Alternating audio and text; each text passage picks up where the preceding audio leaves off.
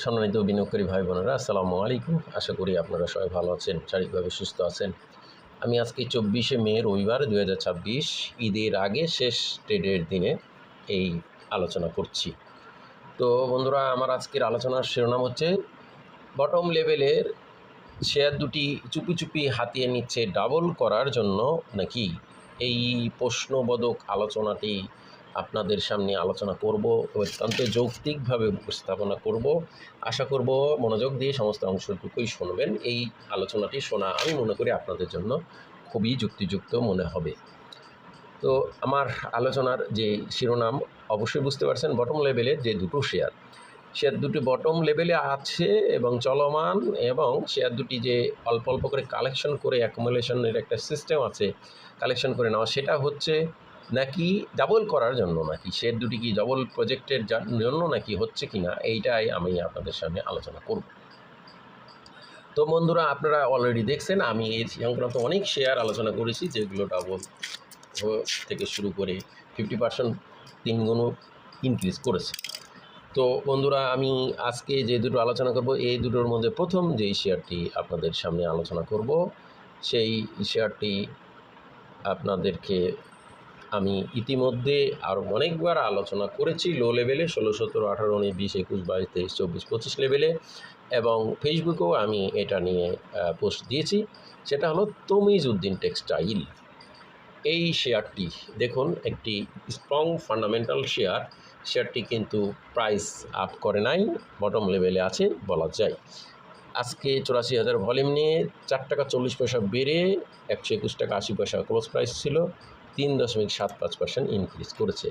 যারা আমার আইডি মোহাম্মদ আব্দুল মতিন চয়ন, এই আইডিটা ফলো করেন, তারা দেখছেন আমি 17 লেভেলের থেকে শেয়ারটি ফেসবুকে পোস্ট দিয়েছি। আপনারা জানেন 16, 17 থেকে ফেসবুকেও পোস্ট দিয়েছি এই শেয়ারটি নিয়ে। তো বন্ধুরা, আমরা দেখছি আজকে শেয়ারটি এ ক্যাটাগরি, এই শেয়ারটি টেক্সটাইল সেক্টরের পি রেশিও দেখুন 22, চমৎকার সেফটি বিনিয়োগ, ইপিএসও চমৎকার, নেট অ্যাসেট ভ্যালু চমৎকার, 98 টাকা, 3 কোটি 31 টাকা, খুব কম সংখ্যক শেয়ার। এবং জুন ক্লোজিং শেয়ারটি ডিভিডেন্ড হিস্ট্রিও চমৎকার, এবং ইপিএসও দেখুন গ্রোথ, এবং ইপিএসও মোটামুটি ভালো। ওভারঅল এই শেয়ারটি ইনস্টিটিউট করে সামান্য কিছুটা বেড়েছে।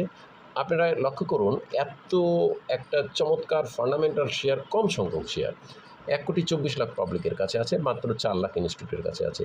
এত কম সংখ্যক শেয়ারও এই যে এত নিচে আছে এবং ফান্ডামেন্টাল পজিশন নিয়ে, এটার কারণ কি? এটার কারণ শেয়ারটি যে কোনো ইনস্টিটিউটে যারা গ্যাম্বলিং করে না বা মেকানিজম করে না, তাদের হাতে সম্ভবত আছে, যার কারণে এই শেয়ারটি এইরকম অবস্থানে আছে। তো যাই হোক, এটা কিন্তু শেয়ারটি একরকম চুপি চুপি কিনে নেওয়া হচ্ছে, আমরা দেখছি। দেখুন শেয়ারটি 116, 17, 18, 19, 20 এই লেভেলের শেয়ারটি দেখুন অনেক দিন ধরে এই লেভেলেই উঠানামা করছে। তো সেক্ষেত্রে এই শেয়ারটি ইতিপূর্বে 129 টাকার একটা হাই ভ্যালু, 129.60 হাই ভ্যালু একটা টাচ করেছিল, 126 টাকা 90 একটা ক্লোজ ভ্যালু টাচ করেছিল। এখন এই 127 টাকা এইটা কিন্তু ক্রসের অপেক্ষায় আছে, এবং 129 টাকা 60, 130 এবং 127 ক্লোজ ভ্যালু এবং 130 হাই ভ্যালু, এই দুটো যদি ক্রস করে, তাহলে কিন্তু শেয়ারটি কিন্তু, যেহেতু 1,24,00,000 সামথিং শেয়ার, এবং ইতিমধ্যে যদি এই শেয়ারগুলোর মোটামুটি 50% শেয়ার অ্যাকুমুলেশন হয়ে থাকে, 50% শেয়ার কালেকশন হয়ে থাকে, তাহলে কিন্তু এই শেয়ারটির 1 কোটির মধ্যে, 24 লাখের মধ্যে 50 লাখ শেয়ারও যদি এটা কালেক্টেড হয়ে থাকে, তাহলে শেয়ারটি কিন্তু যে যারা কালেকশন করবে তাদের হাতে পুরো কন্ট্রোলেসি থাকবে। এটা সেই ডাবল করা বা 3 গুণ করাও কিন্তু অসম্ভব কিছু নয়, যেহেতু শেয়ারটির ইপিএস সাপোর্ট আছে এবং সমস্ত কিছুই শেয়ারটিতে সাপোর্ট আছে। সেখানে ক্ষেত্রে শেয়ারটির কোনো হইচই পড়বে না, সমালোচিত হবে না। তো বন্ধুরা, এরপর আমরা যৌক্তিক কিন্তু এটার কারণ আছে, ডাবল হওয়ার বা হওয়ার সম্ভাবনা উড়িয়ে দেওয়া যাবে না, যেহেতু খুব কম সংখ্যক শেয়ার থাকলে শেয়ারটিকে ডাবল করা ইজি হয়। এরপর আমরা দ্বিতীয় শেয়ারটি আমি আপনাদেরকে তুলে ধরবো। সেই শেয়ারটিও একটি স্ট্রং ফান্ডামেন্টাল শেয়ার, এবং শেয়ারটি একদম চুপি চুপি শেয়ারটি বটম লেভেলেই হাতিয়ে নেওয়া হচ্ছে। এটা হচ্ছে EHL। আপনারা যারা দেখছেন, এই শেয়ারটি স্ট্রং ফান্ডামেন্টাল শেয়ার, আজকে 60 পয়সা বেড়ে 84 টাকা ক্লোজ প্রাইস ছিল, ইএচএল একটি ফান্ডামেন্টাল শেয়ার। বন্ধুরা এই EHL strong fundamental share P ratio দেখুন আরও কম তমিজের চাইতে 9.47। খুবই চমৎকার সেফটি বিনিয়োগযোগ্য পি লোন মার্জিন বলবৎ রয়েছে 8 টাকা 70 পয়সা। ইপিএস নেট অ্যাসেট ভ্যালু 94 টাকা। পেয়ার প্রাইসের চাইতে নেট অ্যাসেট ভ্যালু বেশি 9,33,00,000 শেয়ার জোন ক্লোজিং। ডিভিডেন্ড হিস্ট্রিও চমৎকার। কোয়ার্টার 3-তে তাদের নেট এনও শেয়ার প্রতি যে এনএওসিএফএস NAOCFS যেটা নেট অপারেটিং ক্যাশ ফ্লো পার শেয়ার, এইটার দেখুন অবস্থান 2.98%। এটা হলো 9 টাকা 38 পয়সা। 9 টাকা 38 পয়সা নেট অপারেটিং ক্যাশ ফ্লো পার শেয়ার, মানে শেয়ার প্রতি এই 9 টাকা 38 পয়সা ক্যাশ ফ্লো আসছে। কত অসাধারণ বিষয়। ইনস্টিটিউট কর্তৃক এবার কিছুটা বাই হয়েছে। টোটাল খুব কম সংখ্যক শেয়ার 9,33,00,000। ওভারঅল শেয়ারটির কিন্তু আমরা দেখছি বেশ কিছুদিন ধরে শেয়ারটি 82, 83, 80 থেকে 84, 83 এই লেভেলে কিন্তু বেশ কিছুদিন ধরে উঠানামা করছে শেয়ারটি। তো আমরা এই শেয়ারটির যে কম সংখ্যক শেয়ার 2 কোটি শেয়ার পাবলিকের কাছে আছে, এখানেও যদি কোনো strong base merchant bank institute বা গ্যামলার প্রতিষ্ঠান বা গ্যামলিং করে এই ধরনের শেয়ার বা প্রতিষ্ঠান বা ব্যক্তি যদি এই শেয়ারটাকে এই লেভেলে কালেকশন করে থাকে, তাহলে কিন্তু এই শেয়ারটিকেও অসম্ভব কিছু নয় ডাবল করার।